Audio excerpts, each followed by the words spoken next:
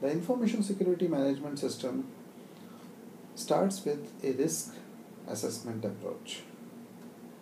In the risk assessment approach, first we have to understand what are the information which we want to protect, which is critical information for our business or for our working.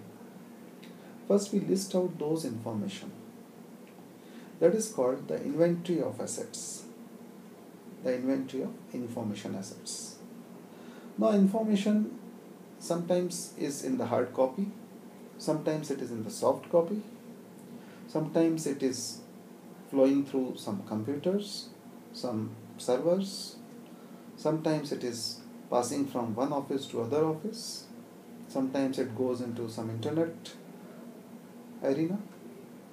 Like that, we have to understand all these aspects of our information, and all these information carrying elements are called information assets, such as computers, servers, switches, utilities like air conditioners, power supplies, and people. Even if there is hard copy information, all such things are called information assets. Once we make the list of information assets, then we have to do a assessment of what kind of threats these information assets are subjected to. Threats are type of like what kind of harm can happen to this kind of information assets. Suppose the information is residing in a server.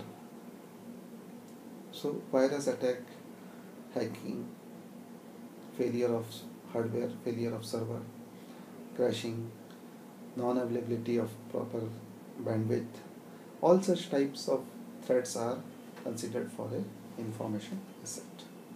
Threats are external factors which can harm the information security with respect to confidentiality, integrity, and availability of information. The next thing which we have to consider is the vulnerabilities of our system. How vulnerable is our system? How weak? What are our weaknesses? So weaknesses are called vulnerability of the system. The vulnerabilities may be like we have not so up-to-date virus control mechanisms, like we have many unsecure connections, like our people are not so much sensitized for keeping their password confidential. So all such are the weaknesses of the system. When threats and vulnerabilities combine, we get risk. So risk is nothing but when a threat and vulnerability combine together and some harm can take place or harm actually takes place, it is called a risk.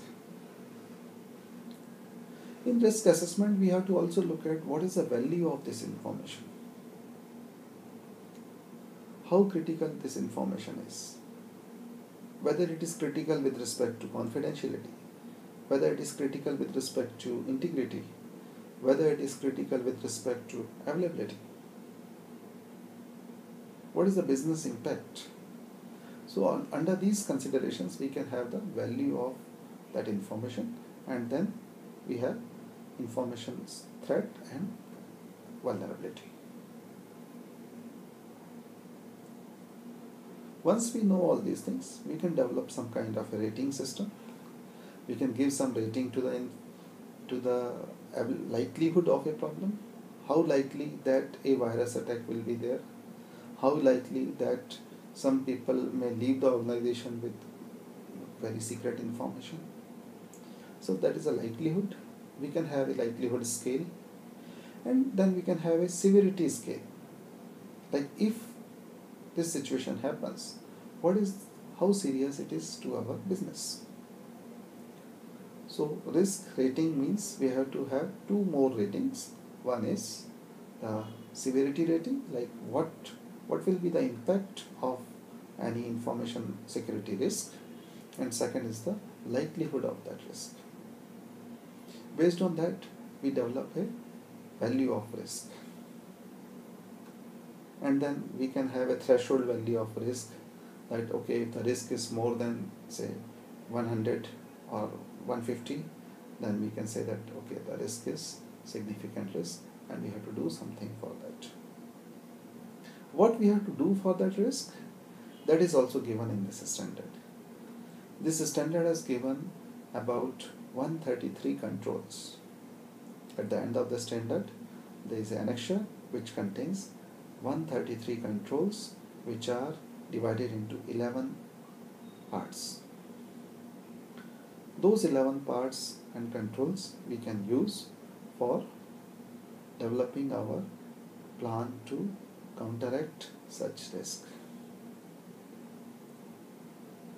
So we have the full sequence, like identifying the assets, inventory of assets, identifying the threats and vulnerability, identify the value of the information with respect to confidentiality, integrity and availability, identify the risk value with respect to severity and likelihood, then deciding whether the risk is acceptable or not, followed by a set of controls which we can use it for mitigating this risk or controlling this risk on ongoing basis. That is called statement of applicability of the controls of ISO 27001. So we have to make a list of all these 133 controls and write how this control will be applicable and what kind of risk we can counteract with use of these controls. Then we have to make policies, then we have to make SOPs, then we have to make our various documentation for implementing the information security management system.